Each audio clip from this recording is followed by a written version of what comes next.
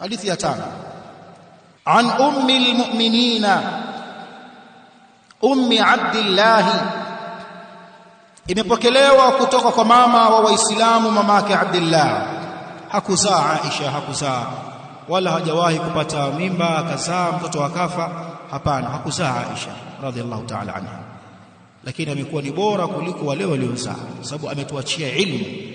Kuna mtu anazaa anaacha watoto, hawa watoto wengine wanakuwa wema, wengine wanakuwa wabaya, lakini hakuzaa akatuachia ilmu.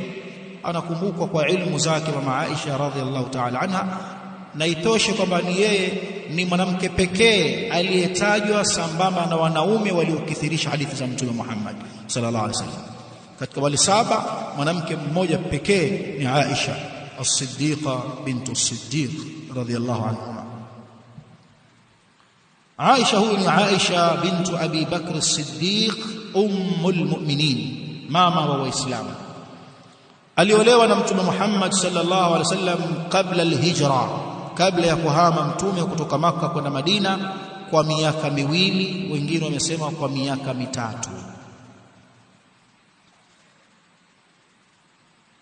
Wengine wakasema aliolewa kabla ya hijra bi sanatin wa nisf, kwa mwaka 1 na nusu. Na mfano wa lugha kama hizo za tofauti za wanawazuoni kwenye maelezo. Ila aliolewa akiwa ni binti wa miaka 6, wa hiya bintu 6 sinin, wa hiya bintu 6 sinin. Ameolewa akiwa ni binti mwenye umri wa miaka 6.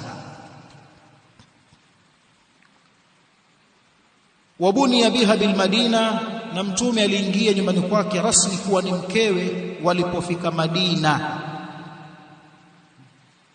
Kwa tayari kama anaishi naye, ameingia kuishi naye mke wake walipofika Madina, baada mansarafihi min waqa'at Badr, baada ya Mtume kutoka katika vita vya Badri.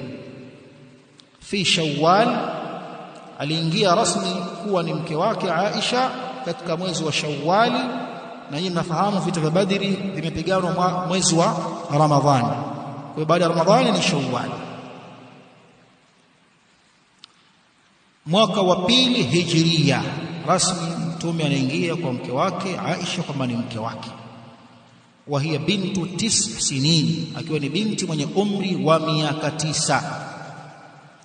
Wa kanat faqiha, na alikuwa ni mwanazuoni mukthira min alriwaya, aliyekithirisha riwaya za hadithi kutoka kwa Mtume Muhammad sallallahu alaihi wasallam. Alifariki mama yetu Aisha radhiallahu anha mwaka wa 57 Hijria.